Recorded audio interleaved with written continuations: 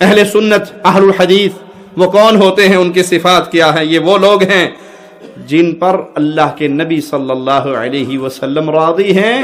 کیوں؟ یہ احادیث رسول سے جڑے ہوئے ہیں، یہ منہج صحابہ سے جڑے ہوئے ہیں، یہ احادیث رسول کو ویسے سمجھتے ہیں، قرآن حکیم کو ویسے سمجھتے ہیں جیسے محمد کریم پر ایمان لانے والی پہلی جماعت صحابہ نے سمجھا۔ یہ اپنے آپ کو پابند کرتے ہیں کہ ہم منہج سلف کے پیروکار ہیں۔ قرآن اور حدیث کا جو فہم ابو بکر، عمر، عثمان، علی، طلحہ، زبیر، سعد، سعید، حسن، حسین، معاویہ، ابو سفیان رضوان اللہ علیہم اجمعین نے سمجھا، ہم پابند ہیں دین کو ویسے سمجھے جیسے محمد کے شاگردوں نے سمجھا صلی اللہ علیہ وسلم۔ پھر پیارے نبی صلی اللہ علیہ وسلم کی بات وہ آئمہ کے ذریعے ہمیں مل جائے، محدثین کے ذریعے ہمیں مل جائے، اولیاء اللہ کے ذریعے ہمیں مل جائے، سر آنکھوں پہ ہمیں کوئی بات بتا دے لیکن سرتاج مدینہ کی بتا دے، ہمارا سر وہیں پہ جھک جائے گا۔ یہ ہے اہل الحدیث۔ سیدنا ابو ہریرہ رضی اللہ عنہ کا قصہ بہت مشہور ہے، آپ نے بارہا سنا ہوگا۔ شیطان چوری کے لیے آیا، پکڑا گیا، چھوڑا، پھر پکڑا، پھر چھوڑا، پھر پکڑا۔ آخری دن کہتا اچھا تجھے ایک بات نہ سکھاؤں، وہ سیکھ لے تیری چوری نہیں ہوگی۔ کہا اچھا سکھا دے۔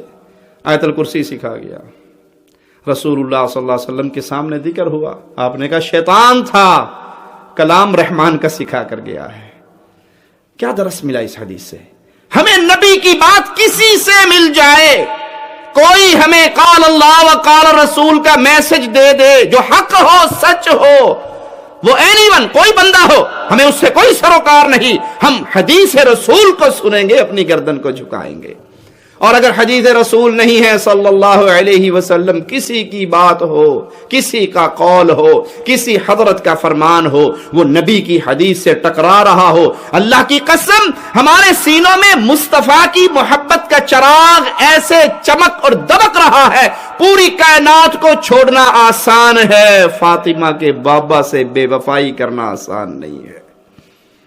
کوئی ہم سے ناراض ہو جائے، کوئی ہم سے بول چال ختم کر دے، کوئی ہم سے رشتہ داریاں توڑ دے، کوئی ہمیں بستی سے نکال دے، کوئی ملکوں سے نکال دے، کوئی ہماری گردن کو کاٹ کے ہمارے وجود سے اس کو جدا کر کے ہمیں زمین کے اندر گاڑ دے، اللہ کی قسم یہ گردنیں کٹ سکتی ہیں، محمد کو نہیں چھوڑ سکتی صلی اللہ علیہ وسلم۔ یہ منہج اہل حدیث ہے، یہ مسلک اہل حدیث ہے، یہ عظمت حدیث ہے پیارے نبی کی کہ کوئی رہے یا نہ رہے، کوئی خوش ہو یا ناراض ہو، وہ ناراض نہ ہو جائے جو قیامت کے دن رب کے عرش کے سامنے سجدہ کر کے کہے گا اللہمتی۔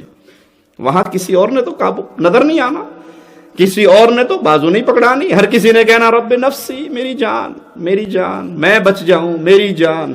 وہاں صرف آمنہ کے لال ہوں گے، تاجدار مدینہ ہوں گے، بلال کے آقا ہوں گے، جن کی مبارک پاکیزہ طیبہ طاہرہ زبان پہ اپنی جان کا، اپنے خاندان کا ذکر نہیں ہوگا، اپنی امت کا ذکر ہوگا، اپنی امت کے لیے رب کے سامنے روئیں گے، معافی مانگیں گے، درخواستیں پیش کریں گے۔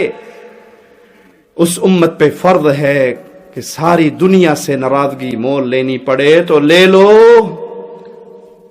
پیارے نبی صلی اللہ علیہ وسلم کے راستے کو نہ چھوڑو۔ کیوں؟ یہ منظر بھی سامنے رکھیں، کچھ لوگ ہوں گے جو نبی کے طریقے کو چھوڑ چکے ہوں گے، جن کے منہ کو ہر روز نیا کام لگ گیا ہوگا، وہ آئیں گے قیامت کے دن، نبی صلی اللہ علیہ وسلم حوض کوثر پہ ہوں گے، ہاتھ چمک رہے، قدم چمک رہے، چہرہ چمک رہا۔ کیا معنی؟ وضو کرنے والے، نمازی، بے نمازوں کی کوئی چیز چمکے گی؟ پیارے نبی صلی اللہ علیہ وسلم سے پوچھا کہ اپنی امت کو کیسے پہچانیں گے؟ کہا ان کے ہاتھ، پاؤں، قدم، اعضاء وضو کے چمک رہے ہوں گے، میں ان کو پہچان لوں گا۔ وہ شخص جس کو نماز نصیب نہیں، وہ شخص جس کے سامنے نماز پڑھی جائے اور وہ بہانہ کرتا جی میرے کپڑے ٹھیک نہیں تسی پڑھ لو۔ کبھی مومن نمازی کے کپڑے اس طرح گندے ہو سکتے ہیں جس کو احساس ہو کہ میری نماز کا وقت ہے؟ اب سوچئے اللہ کے لیے، اس بے نماز کا نہ منہ چمکے گا، نہ ہاتھ چمکے گا، نہ قدم چمکے گا، یہ نبی کی امت میں اٹھایا جائے گا؟ اس لیے حدیث میں آتا ہے کہ بے نمازیوں کا شمار قیامت کے دن فرعون کے ساتھ ہوگا، حامان کے ساتھ ہوگا، کفار کے ساتھ ہوگا، کفار کے سرداروں کے ساتھ ہوگا۔ اس کا کلمہ اس کے لیے فائدہ مند نہیں ہے جس کی زندگی نماز کی دولت سے محروم ہے۔ وہ جانور ہے، بلکہ جانور پھر اپنے مالک کی آوازے پہ لبیک کہہ دیتا ہے۔ یہ ایسا جانور ہے جس کا مالک کی طرف سے دن میں 5 مرتبہ آواز گونجتی ہے لیکن یہ لبیک نہیں کہتا۔